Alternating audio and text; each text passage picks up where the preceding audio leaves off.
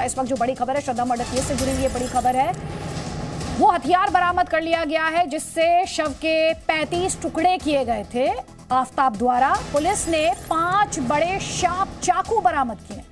हत्या में आरी और बड़े चाकू का इस्तेमाल किया गया और चाकू के साइज की बात की जाए, लंबाई की बात की जाए तो 5 से 6 इंच की लंबाई के ये चाकू हैं। मेरे सहयोगी नीरज गौड़ और इंफॉर्मेशन के साथ। नीरज, सबसे पहले इस बड़ी खबर को लेकर आपके पास और क्या इंफॉर्मेशन है, बताइए हमारे दर्शकों को।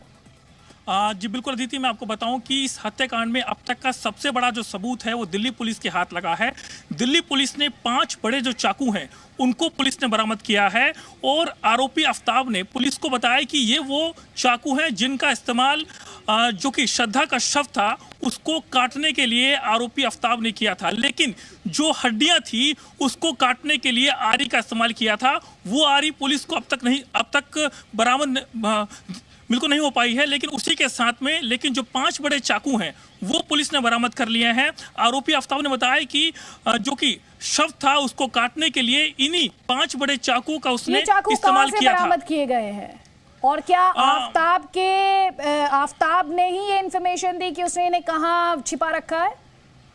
बिल्कुल अदिति, क्योंकि लगातार दिल्ली पुलिस की जो टीम है आरोपी आफताब से पूछताछ कर रही थी तो उसने ही बताया कि उसके घर पर ये चाकू रखे हुए हैं। पुलिस जब वहां पहुंचती है तो इन्हीं चाकुओं को पुलिस बरामद करती है और अब पुलिस ने इन्हीं सभी चाकुओं को जांच के लिए सीएफएसएल भेज दिया है, जिसकी रिपोर्ट का इंतजार किया जा रहा है। लेकिन सबसे बड़ी बात है कि कोर्ट में इस आलय कत्ल को साबित करना कि आखिरकार आरोपी जो कि है उसने ही श्रद्धा के शव के टुकड़े इन्हीं चाकुओं से किए थे, ये बिल्कुल बड़ी बात होगी। लेकिन अभी तक पुलिस को जो आरी है वो पुलिस को बरामद नहीं हुई है, लेकिन जो चाकू आप ये बता रहे हैं कि आरी जो है जिससे मर्डर किया गया वो आरी अभी तक मिली नहीं है, लेकिन जो 5 चाकू हैं जिनकी लंबाई ये कही जा रही है कि 5 से 6 इंच के हैं, ये बरामद किए गए हैं। ये कहां से बरामद किए गए और इस केस में अब इन चाकू के मिलने का इस केस पर क्या असर पड़ता है और आफताब इस वक्त कितनी बड़ी मुश्किल में है इस रिकवरी के बाद?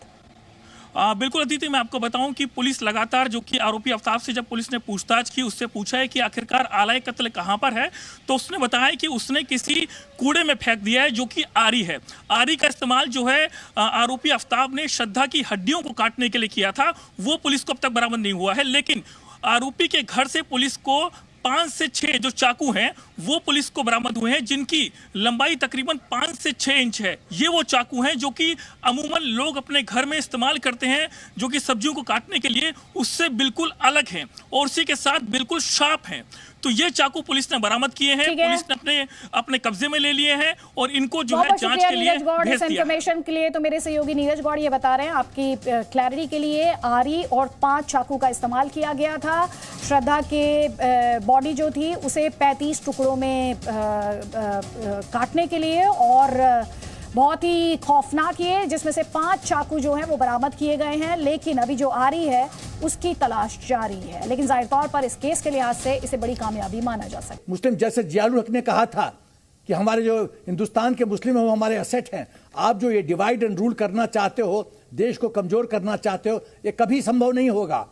आप ही फकीर हो रहे हो। हिंदुस्तान तो बढ़ता जा रहा है, कहां से कहां पहुंच गया, 5th इकोनॉमी पे पहुंच गया है, मिलिटरीली स्ट्रांग है, यहाँ प्रजातंत्र है, यहाँ हम एक मुस्लिम को वाइस प्रेसिडेंट बनाते हैं, प्रेसिडेंट बनाते हैं। आप हमारी क्या तुलना करते हो? कहाँ राजा भोज, कहाँ गंगू तेली, और सिर्फ प्रोपेगेंडा करते हो। 6 साल पूरा होने के बाद इस तरह की बातें करते हो, ह्यूमन राइट्स की बात करते हो। आप जियाउल हक, आपने जुल्फिकार को मारा, बेनजीर को मारा, आपने फर्स्ट प्रधानमंत्री लियाकत अली को मारा, आपने जिन्ना को मारा। आप ह्यूमन राइट्स की बात करते हो? आप अंदर तो अपने झांको, क्या बात करते हो आप?